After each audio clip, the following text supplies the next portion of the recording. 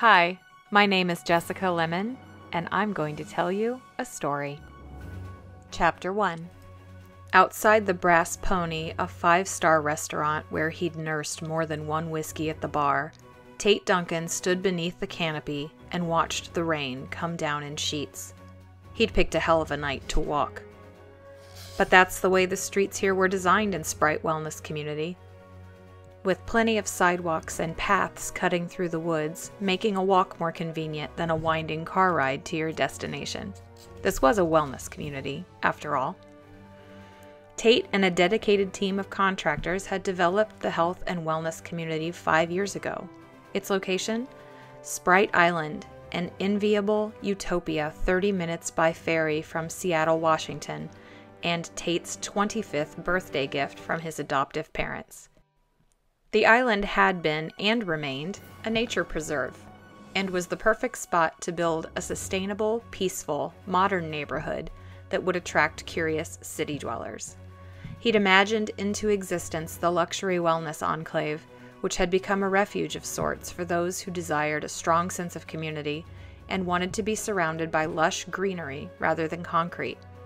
As a result, Sprite Wellness Community teemed with residents who glowed with wealth and stank of wellness. There was a big demand to live small, and even though it wasn't all that small, SWC had that feel about it. Umbrella, Mr. Duncan? The manager of the Brass Pony, Jared Tomlin, leaned out the door and offered a black umbrella by its U-shaped handle. His smile faded, as it had earlier, when he'd attempted to make small talk and learned that Mr. Duncan wasn't in the mood for small talk tonight. There had been a time, and it wasn't that long ago, that Tate would have turned, given Jared a smile, and accepted his offer, saying, "Thank you, I'll bring it back by tomorrow." Now he gave the manager a withering glare and stalked off into the abysmal weather. A 20-minute jaunt, soggy, chilling, and wet, was a good metaphor for the downward spiral his life had taken recently. Everything in Tate's world had been on an upward track, steady and stable, until he popped his collar and tucked his hands into the pockets of his leather jacket. Chin down, eyes on the gathering puddles under his feet, he began to walk. Surrounding neighborhoods were marked by a variety of shops, markets with fresh produce and organic goods, restaurants like the Pony with reputations that drew diners from the coast, plus plenty of service-based businesses like salons, art stores, and yoga studios.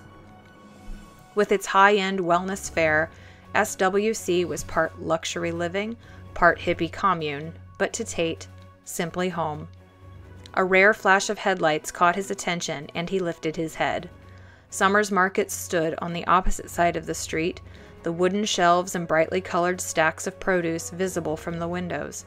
The safety lights spotlighted wheels of cheese and boxed crackers, arranged near a selection of wine. It was hard to believe he'd once had nothing better to do than pop into Summers for a wine tasting and cheese pairing and have a chat with his neighbors. Back when I knew who I was. Tate had never thought of identity as a wily thing, but lately his own had been wriggling, slippery in his grip. He'd known once, with certainty, who he was, the son of William and Marion Duncan from California. Life, apparently, had other plans for him. Plans that had sent him careening, grappling to understand how he'd become the son of William and Marion Duncan. Right around the same time, the woman who was supposed to marry him had walked away. "I can't do this, Tate," Claire had told him, her delicate features screwed into an expression of regret. Then she'd given back the engagement ring. That was 2 weeks ago. Since then, he'd become a ripe bastard. The rhythm of his breath paced time along with his steps. Rainwater beat drum-like on his head and soaked into his Italian leather shoes. On his side of the street, he came upon a building that held an array of businesses, including an acupuncture office, a family doctor, and a yoga studio. The yoga studio was the only one lit inside by a pair of pink-hued salt lamps glowing warmly on top of a desk. He peered through the window, wishing he'd have accepted the damn umbrella, wishing he could absorb the warmth emitting from the place.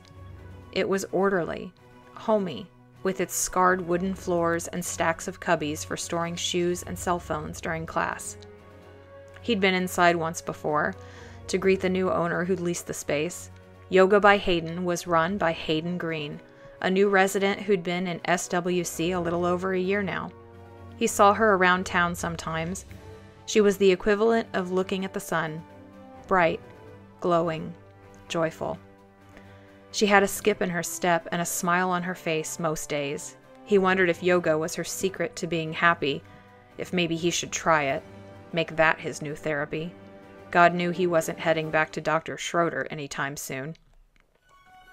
The first world problems he used to bring to his therapist were laughable considering the actual drama surrounding him now. He could imagine that conversation, his doc's eyebrows climbing her forehead into her coiffed dark hair. Yeah, so I found out I was kidnapped when I was 3, adopted out for a large sum of money, and my real parents live in London. No, my adoptive parents didn't know I was kidnapped. Yes, London. Oh, and I have a brother. We're twins. Eerie, that's what this was. Like a scary story told around a campfire, there was a large chunk of him that wanted to believe it was false. That the repressed memory of big hands cuffing him under the arms and dragging him away from his and his twin brother's birthday party had been a nightmare he could awaken from. That George and Jane Singleton were no more related to him than the Queen of England. Though he was from the UK, so God help him, he could be related to the Queen of England. Ice-cold raindrops soaked through his hair to his scalp, and he shuddered. His mind had been bobbing in the atmosphere like a lost balloon for going on 2 months now. He wasn't sure he'd ever get back to normal at this rate. Wasn't sure if he knew what normal was any longer. This entire situation was surreal, and after living an organized, regimented, successful life, a shock he hadn't been prepared to deal with. What were the odds of 2 estranged, London-born twin brothers bumping into each other in a Seattle coffee shop nearly 30 years later? Astronomical. He let out a fractured laugh. You're not well enough to be in a wellness community. Overhead, he admired a street lamp like the others lining the sidewalks, remembering how a formerly sane version of himself had commissioned a welder to design them. They resembled tree branches, complete with curling leaves along the top, the lights encased in a bell-shaped flower. Tate mused that they had a fairy tale quality, like that smoking caterpillar or Cheshire cat from Alice in Wonderland could appear perched on one at any moment. You're losing it, Duncan. But his smile was short-lived when he abruptly remembered that he wasn't a Duncan. Not really. He was a Singleton. Whatever the hell that meant.